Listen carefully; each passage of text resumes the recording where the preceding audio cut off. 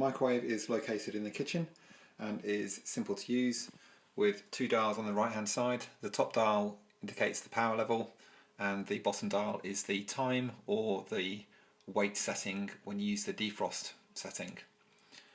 The settings for power correspond to low, which can be used to soften ice cream, and then high is to have 100% power, and that's for reheating oil, boiling milk, water, etc., as indicated in these instructions. To open the microwave, you just pull the handle, that opens up the microwave, then put in your food, close the microwave and then set the time. That will then start the microwave, the light will come on and it will heat up your food. This is a 700 watt microwave, so please bear that in mind when adjusting the time setting on your food. Thank you.